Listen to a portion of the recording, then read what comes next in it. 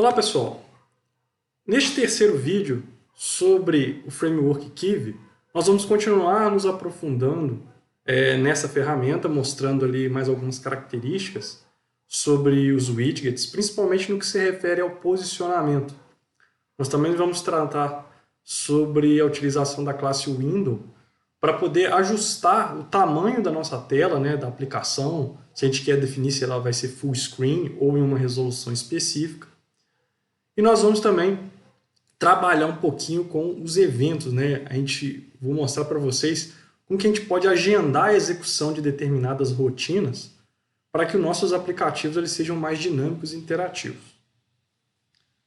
Bom, primeiramente, nós vamos utilizar a mesma estrutura, que já tinha ensinado na última aula, Então a gente tem a classe app, Aqui no caso eu criei uma classe derivada, myKiwiApp, deriva do app, que é a classe base para a construção de um aplicativo.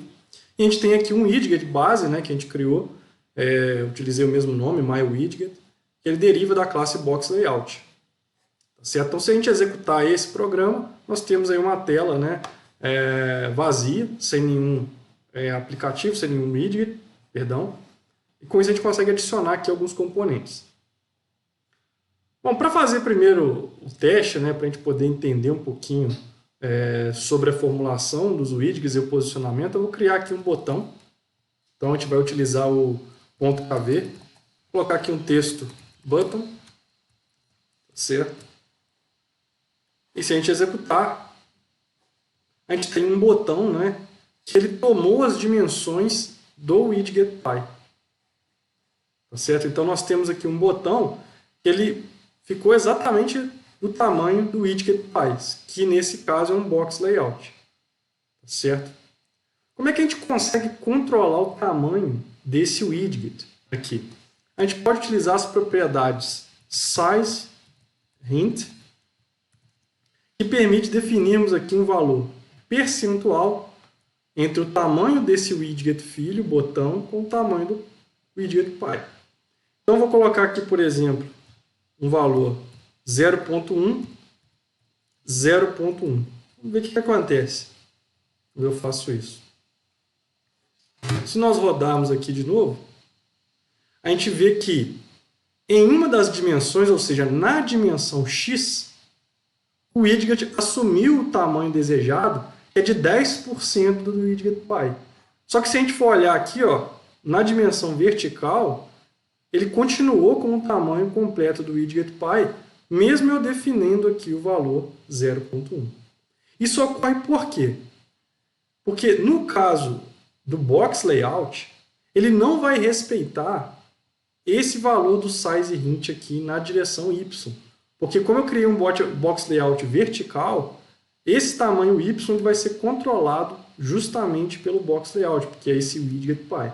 A mesma coisa se eu fizesse aqui horizontal, mudasse ali a direção do nosso box layout, e ele vai parar de respeitar agora o size hint na direção x, onde ele vai ter aqui o comprimento total da janela, apesar de ter redimensionado aqui esse tamanho vertical. Ok? Então, como é que a gente consegue fazer para poder adicionar esse size hint e ele ter respeitado? Então a gente vai ter que usar um layout que permita isso. O stack layout, grid layout, o box layout, eles são tipos de organizadores, digamos assim, que fazem com que o size hint dos widgets filhos não sejam respeitados. Mas existem dois tipos de layouts que permitem ao programador manipular a posição e o dimensionamento de maneira mais livre. A gente está falando aqui do float layout e do relative layout. Então vamos usar o float layout como exemplo. Aqui, tirar aqui o horizontal, porque não tem essa propriedade, e rodar novamente nossa aplicação. Então agora o nosso widget ele vai ser derivado do float layout, não mais do box layout, e a gente vai continuar com a propriedade size hint. Se eu executar aqui agora o nosso programa, Vejam que agora o botão que eu criei, ele respeitou aquela dimensão definida, ou seja, de 10% no eixo X e 10% no eixo Y. Então, se a gente pegar aqui, essa tela ela tem 800 por 600, eu vou mostrar daqui a pouco como é que a gente muda isso. Esse botão ele vai ter 80 por 60 pixels. Ok? Vejam que ele foi alocado aqui no canto inferior esquerdo da nossa tela. Essa é a origem do sistema de coordenadas do Kivy. E a gente consegue alterar essa posição do widget dentro de um relative layout ou de um float layout, mudando a propriedade position hint, ou na verdade pos hint. Esse position hint eu vou mostrar aqui para vocês, né, vai ficar aqui na tela. A gente tem algumas palavras-chave, ele basicamente vai ser um dicionário, onde a gente consegue ali, através de algumas palavras-chave, posicionar o nosso widget da maneira adequada. Então, dentre as palavras-chave possíveis, está o X, a gente pode usar o X, como por exemplo 0, e aqui Y, 0. Se eu rodar aqui, o nosso botão vai ficar exatamente no mesmo ponto. Por quê? O que seria o 0, 0? É exatamente o canto inferior esquerdo do nosso widget, que é a referência dele, está casando no canto inferior esquerdo do nosso layout. Se eu mudar, por exemplo, aqui para 0.5 e 0.5, o canto inferior do nosso componente, do nosso botão, ele vai ficar exatamente no centro do widget.py. Essas coordenadas aqui elas são relativas, ou seja, elas vão de 0 até 1. Quanto mais próximo de 1, eu vou saindo da posição da origem, né, do nosso widget.py e vou caminhando até o final. Se eu executar agora, vejam, então esse ponto aqui, né, o canto inferior esquerdo do nosso botão, ele está exatamente no centro aqui da nossa tela. Muitas vezes a gente não quer centralizar o canto inferior esquerdo, então a gente pode utilizar outras palavras-chave, como por exemplo a palavra CenterX e CenterY. Agora eu não estou querendo posicionar o canto inferior esquerdo, ou seja, a origem do nosso widget, mas quero posicionar o centro dele, o centro na direção X e o centro na direção Y.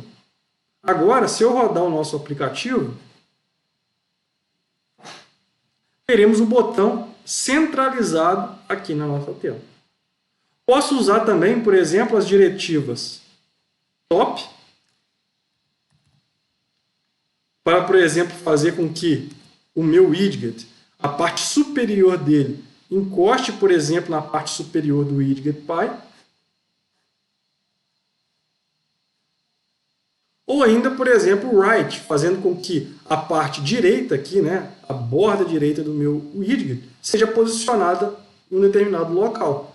Então, se eu fizer aqui right, por exemplo, e colocar ele igual a 1, eu vou ter o meu widget posicionado no canto superior direito. Ok? Eu peço que vocês tentem exercitar aí, né, as diversas palavras-chave aqui do Position Hint, para justamente verificar como que a gente consegue posicionar de forma mais livre os nossos widgets dentro de um layout. Isso serve tanto para o Float quanto para o Relative Layout. Tá certo? Então, quando a gente usa o Box Layout, o Stack Layout, a gente não tem toda essa liberdade, porque justamente esses layouts foram criados para que eles organizem os nossos componentes de uma forma mais adequada. Ok? Vamos deixar aqui, então, o nosso botão no centro. E vejam, como eu falei com vocês, o padrão do Kivy, né, é a utilização de uma janela de 800 por 600 pixels. Mas veja, essa janela ela tem um tamanho inferior aqui à dimensão do meu monitor. Vocês vão ver nos vídeos posteriores, né, que eu vou até fazer a nossa aplicação supervisória utilizando uma tela de 800 por 600 até para não ter tantos problemas devido a diferentes resoluções de monitores de vocês que vão assistir os meus vídeos, né? Tem pessoas que vão ter resolução Full HD, outros apenas HD, então eu vou fazer 800 por 600, que é uma tela pequena e que todos vão conseguir desenvolver da mesma maneira. No entanto, na maioria das vezes, quando você for fazer uma aplicação final, você vai querer criar esse seu app com uma resolução tal que ela se enquadra melhor no seu monitor. E a gente pode usar isso, tem algumas maneiras de se fazer, mas uma das mais fáceis é a gente utilizar aí a classe chamada Window.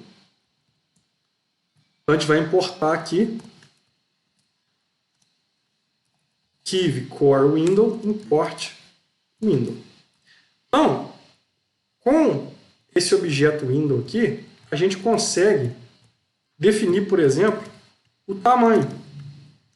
Então, por exemplo, eu posso aqui no caso do meu monitor, colocar o tamanho dele, que é 1366 pixels na horizontal, 768 na vertical. Se eu rodar aqui o programa agora,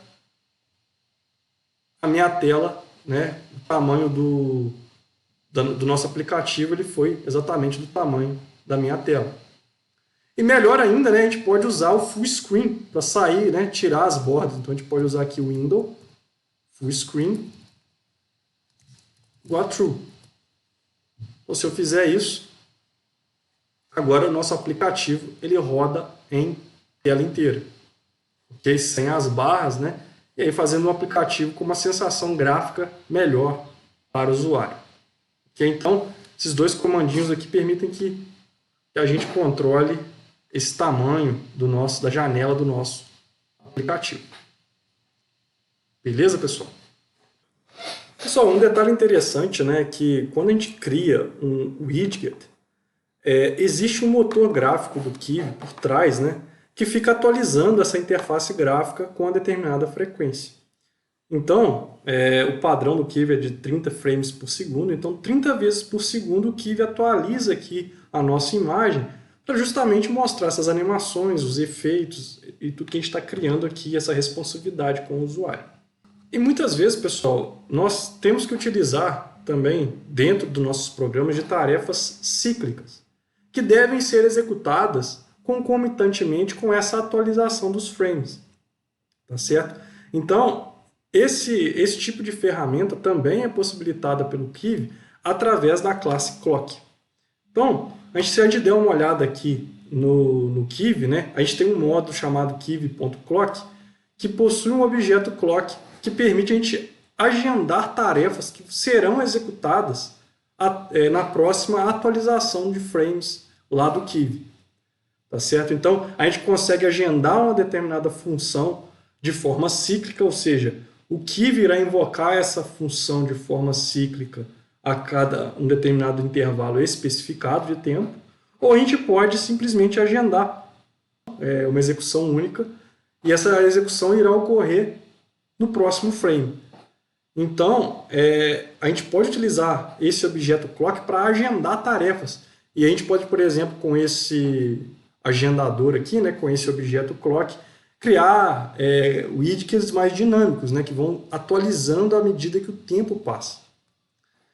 Então, para a gente poder testar essa classe clock, esse objeto clock, a gente vai fazer aqui uma pequena aplicação que é uma bolinha, né, se movimentando pela tela, né, como se fosse um jogo, mostrando que a gente consegue fazer o Kiwi atualizar a posição dessa bola à medida que o tempo passa.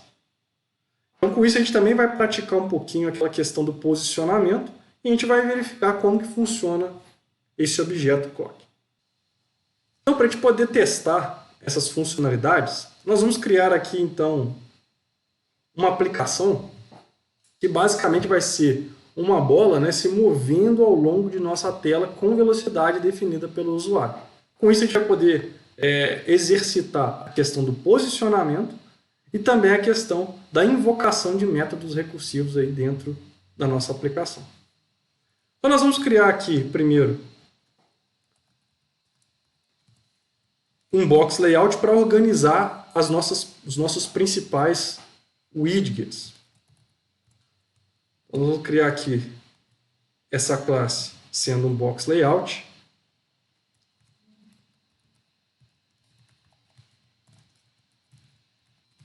Orientação vertical. E a gente vai possuir aí alguns widgets dentro desse widget principal. Nós vamos ter aí um relative layout, né, que é aquele que eu falei com vocês que permite nós termos uma flexibilidade maior no posicionamento dos widgets filho. Vou colocar aqui um ID. Vou colocar em inglês, pessoal, valid region. O que é isso? Seria a região válida onde a bolinha que nós iremos criar pode navegar. Ok? Então nós vamos ter esse relative layout. Teremos também um outro box layout que vai ter ali os comandos. A gente vai colocar aqui dentro desse box layout um botão.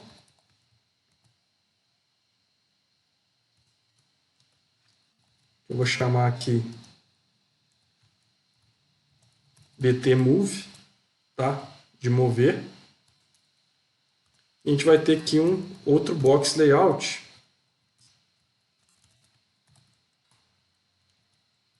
Para organizar, eu vou criar um slider que possibilite o usuário escolher a velocidade que ele quer movimentar essa nossa bola.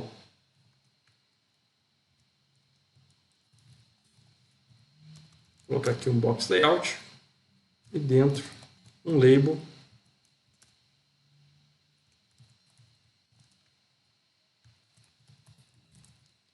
Texto velocidade e um slider. Aí, pessoal, é interessante aqui, toda vez que vocês tiverem dúvidas, buscar a documentação do Kivy. Por que um slider? Se a gente for aqui procurar na documentação, o slider é justamente esse widget que permite o usuário selecionar um valor em determinada faixa. É muito mais fácil do que o usuário ficar digitando um valor toda hora. Então aqui consigo mudar esse slider e aí fica fácil para o usuário definir um valor numérico em determinada escala. Vamos colocar aqui um slider. Vou colocar aqui o ID slider. Dentro do Relative Layout, pessoal, nós vamos criar aqui um widget genérico, né, que é essa nossa bola, que simplesmente ali vai ser um círculo. Né? Ele não vai ter nenhuma função específica. Então a gente vai simplesmente desenhar um círculo e ele vai ser um widget. A gente vai criá-lo a partir da classe base de todos os widgets, que se chama widget mesmo. Então eu vou colocar aqui o ID bola. Opa, autocomplete agora não funcionou bem. A gente vai colocar aqui o size hint. Eu vou desabilitar. Por quê? Porque eu não quero criar esse widget utilizando o widget py como base. Né? Não vou me basear nas dimensões do widget py. Vou criar um widget com dimensões definidas. Nesse caso, vou usar o size 50-50, né? Não precisa nem do parênteses aqui não. Então vai ser um círculo, né? Uma bolinha com 50 pixels de tamanho. E aqui para a gente desenhar a bolinha, a gente pode usar aqui o canvas. Se a gente for aqui na documentação do Kivy, né, digitar canvas,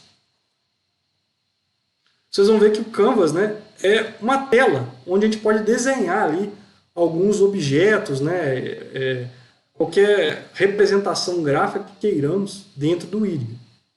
Então, com essa tela aqui eu vou desenhar na cor, vou colocar aqui uma cor azul. O azul é 0011, né? Então é RGB, e aqui a saturação, então vamos colocar uma bolinha azul, e o que será desenhado, aqui é o Kivy ele tem a função que é elipse, né? O círculo nada mais é que uma particularização da elipse, onde a gente tem essa elipse será definida no centro desse widget aqui, e o tamanho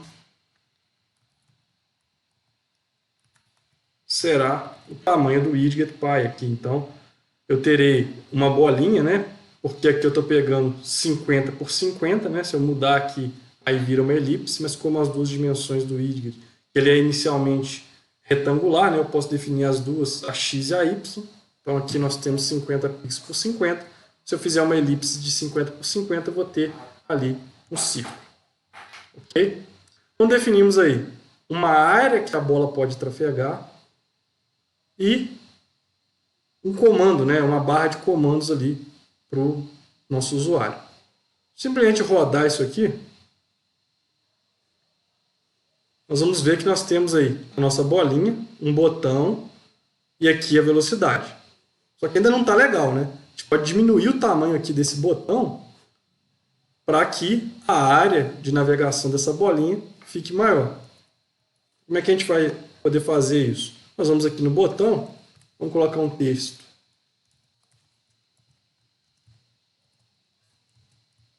Mover, vai habilitar aqui o movimento. Vamos diminuir esse box layout aqui, onde eu aloquei essa nossa caixinha de comandos, né? Então, vou fazer size hint.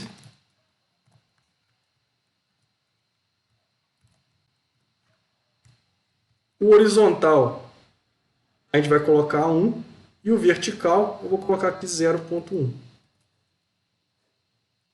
Rodando aqui, pessoal, a gente tem aí o nosso widget. Para evitar problemas aí com corte de tela, né, na gravação, vou voltar aqui para de 800 por 600 e o full screen false.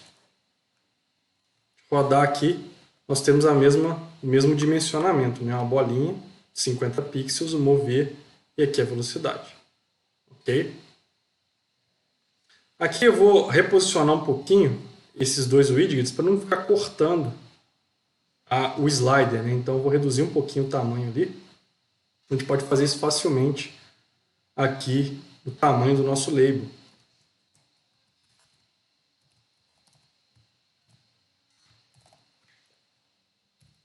Diminuir aqui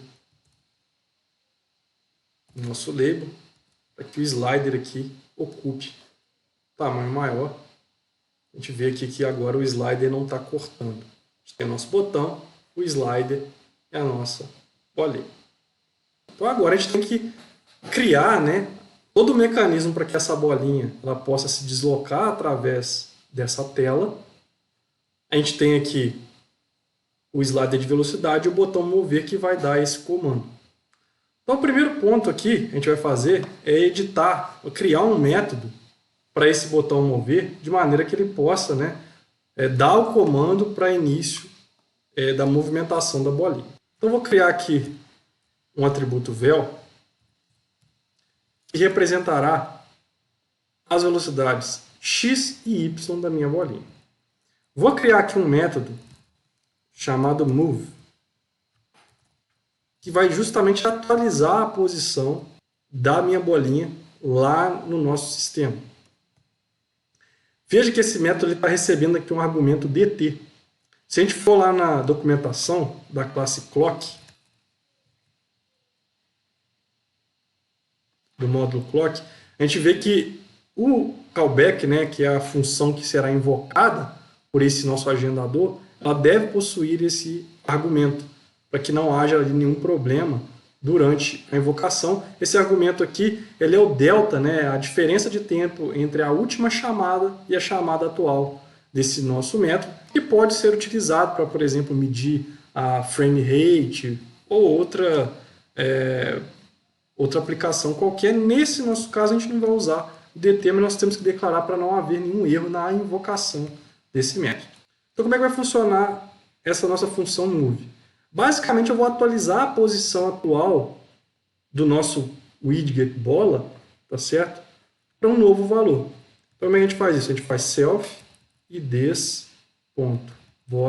x, né? Ele vai receber o quê? O meu self vel 0.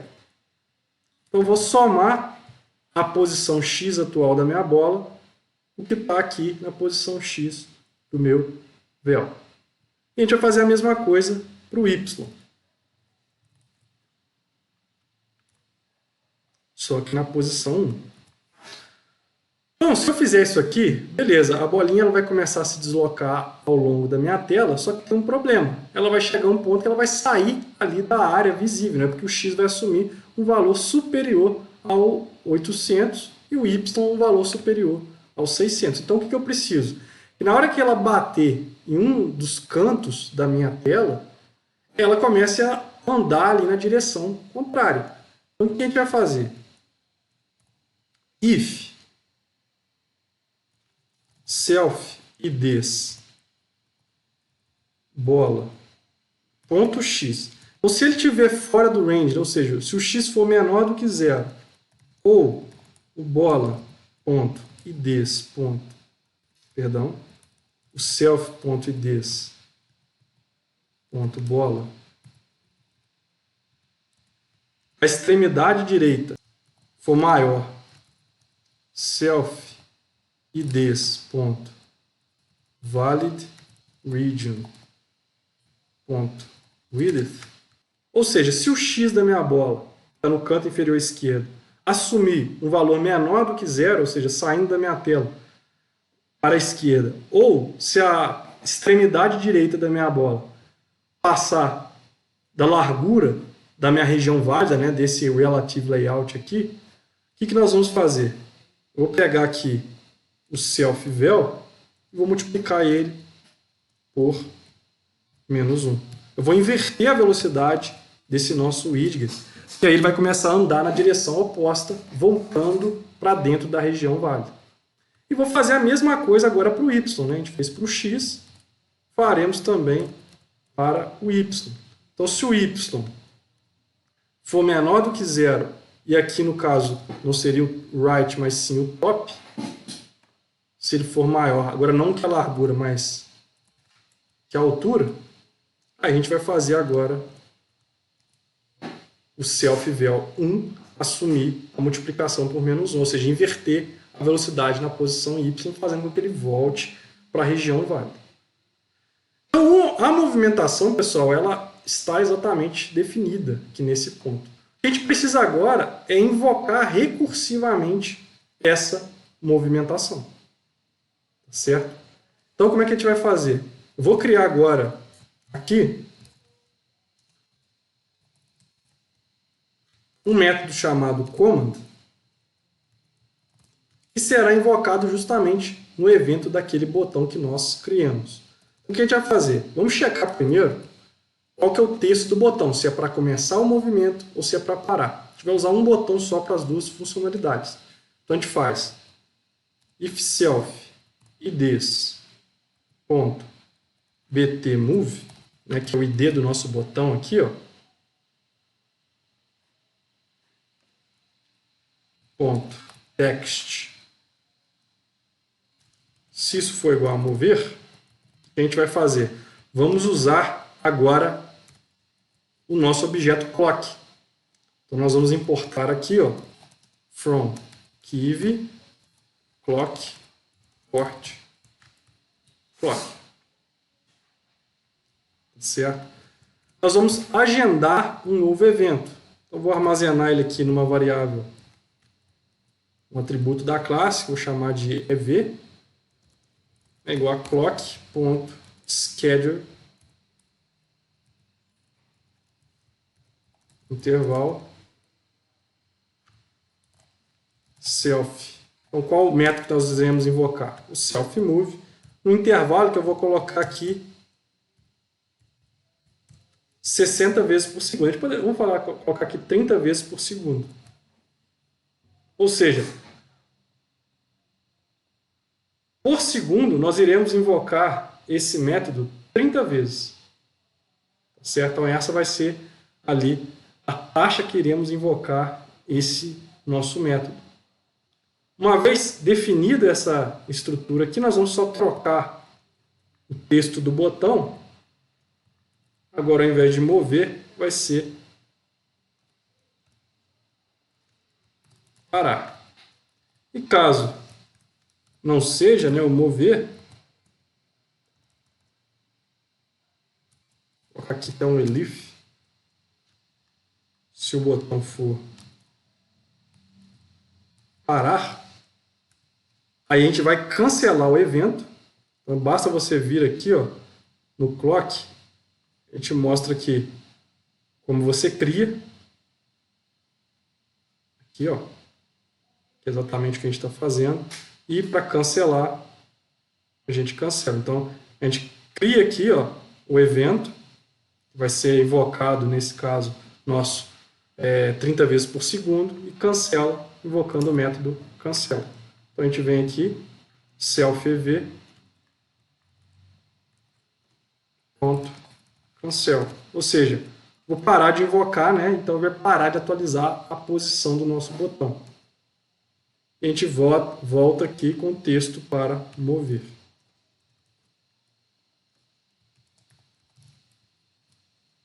Ok? O que nós temos que fazer agora? Simplesmente associar esse método command com o nosso botão. Então, como a gente aprendeu, vou colocar aqui um release root.command. Então, toda vez que eu liberar o botão, eu invoco o método command. Vamos ver como é que ficou? Rodando aqui, clicando em mover, a nossa bolinha começa a se mover, né? Então, a gente está invocando aquele método move recursivamente. Então, vamos ver o que vai acontecer. Por enquanto, a gente ainda não está controlando a velocidade, mas assim que a bolinha acertar um dos cantos, ela troca a direção, né? No caso, trocou aqui a direção Y. E acertou aqui um dos cantos laterais, a gente troca a direção X. Ok? Vamos agora mudar aqui esse slider de tal maneira que ele provoque a movimentação, né, mais rápida ou mais devagar aqui dessa bolinha. Então, o que a gente vai fazer? Basicamente, a gente tem aqui no slider, nós teremos que alterar, né? Vamos criar aqui primeiro um mínimo e um máximo desse slider, né? Colocar o mínimo 1, a velocidade mínima, e a velocidade máxima aqui, 30. Tá certo? E aí, o que vai acontecer? Vou usar um método aqui, ó, onTouchMove. Novamente, onde que eu estou vendo isso aqui, pessoal? Tudo na documentação. Então, se eu pegar o slider aqui do Kivell, e a gente dá uma olhada na documentação, aqui a gente tem a API, ele mostra todas as propriedades, tá certo? E aqui tem os eventos, ó, onTouchDown, quando você aperta, ou onTouchUp, quando você solta, né, o slider, ou onTouchMove. Toda vez que você movimentar o slider, você vai invocar um determinado método. Eu prefiro usar essa daqui, né, porque ele vai ser mais sensível. Toda hora que o usuário mexer, você atualiza ali a velocidade do nosso slider, da nossa bolinha. Como é que a gente vai mudar a velocidade? Basicamente, eu vou alterar aquela nossa propriedade, né, aqui, nosso atributo vel. Então, toda vez que eu tocar aqui, movimentar o nosso slider, a gente faz o vel da direção X receber quem? O slider ponto velo. Só que desse jeito aqui, ele só vai de 1 a 30, né? Ele é positivo. E lembra que a gente fica trocando ali o módulo, né? Ora ele é positivo, ora negativo, de acordo com a direção, né? Se tocou em uma barreira ou não. Então a gente tem que manter o sinal lá da nossa velocidade. Aqui a gente vai mexer só no módulo. Então tem uma forma de a gente fazer, né, matemática. Então se eu multiplicar isso aqui pela velocidade e dividir pelo valor absoluto dessa velocidade, o que está acontecendo? Eu estou pegando esse valor aqui, ó, se a gente for olhar, ele simplesmente pega o valor da velocidade e divide pelo módulo dessa velocidade. Ou seja, isso aqui, essa divisão vai resultar em 1 ou menos 1. Eu vou conseguir capturar somente ali qual é o sinal dessa nossa velocidade. E multiplicando aqui pelo slider velo, que está entre 1 e 30, consigo modular essa velocidade da maneira adequada sem mexer no sinal. A gente vai fazer isso tanto para o x quanto para o y. Certo? Estou fazendo aqui, executando, a gente vai mover e aqui, ao mexer na velocidade, agora a gente consegue ter uma bolinha aí se movimentando mais rápido ou mais devagar. Esse exemplo aqui, pessoal, eu me inspirei no Ping Pong App, que é proposto lá pelo próprio Kivy. Se a gente ver aqui na documentação, Getting Started, a First App, tem o Pong Game Tutorial, onde você pode aqui mexer, né? É exatamente essa imagem aqui. Você mexe as duas barras e aí você tem o placar. Ok? Então, o Kivy, a própria framework propõe que você desenvolva essa aplicação justamente para dominar essa questão de posicionamento, a questão de modificar ali posições dos widgets, etc. Então, recomendo que vocês façam esse tutorial aqui na casa de vocês.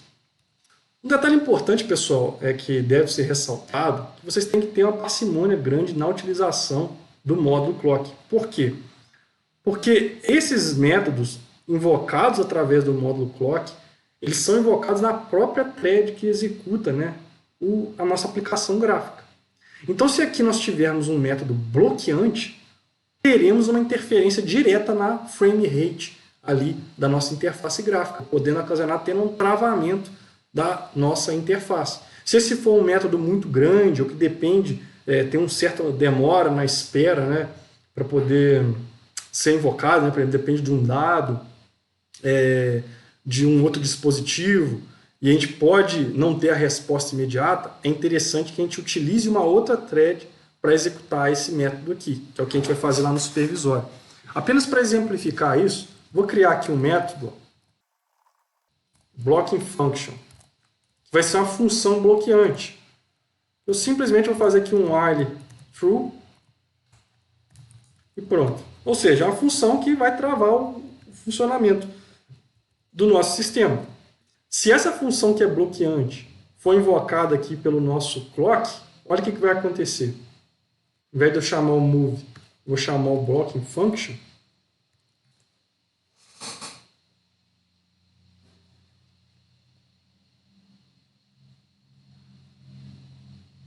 Opa, aqui aconteceu aquele erro, né? Que eu não passei o DT. Faltou aqui o DT. Então, se a gente executar aqui e chamar o mover, olha o que aconteceu. Eu não consigo mais interagir com a minha interface gráfica. Já até travou. Por quê? O nosso programa ficou travado. Porque o Kivy está executando aquela função invocada pelo clock na mesma thread que atualiza a interface gráfica. Então, a gente não exige esse desacoplamento natural. Com isso, pessoal, nós temos que tomar cuidado ao usar aqui o módulo clock para não estar passando funções bloqueantes. Ou, se a gente tiver uma função bloqueante, deveremos criar uma nova thread aqui dentro para que abra-se uma nova linha de execução e a nossa tarefa principal não seja afetada e muito menos a frame rate, né? Então, é interessante para manter a responsividade tomarmos cuidado, né, com o uso do clock. Né? Então, se é uma função atômica, né, que não haverá nenhum problema de travamento, como essa aqui, né, esse move ele não depende de nenhum aplicativo externo, de nenhum outro dispositivo, de nenhum outro componente. Então, a gente tem ali um certo determinismo na sua execução.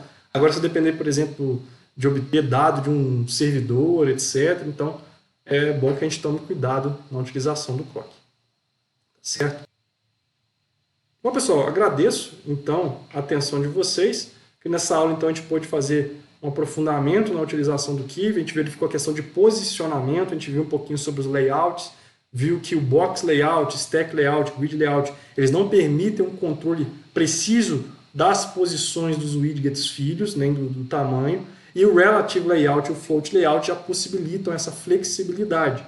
Então a gente viu também como criar, né, invocar comandos de forma recursiva dentro do nosso programa usando o módulo clock, e a gente viu que a gente tem que usar esse módulo com uma certa parcimônia. Okay? Nos próximos vídeos vamos continuar aprendendo um pouquinho mais sobre o Kivy, e a gente falará um pouquinho sobre um framework derivado do Kivy, que é o Kivy Material Design. Obrigado e até lá.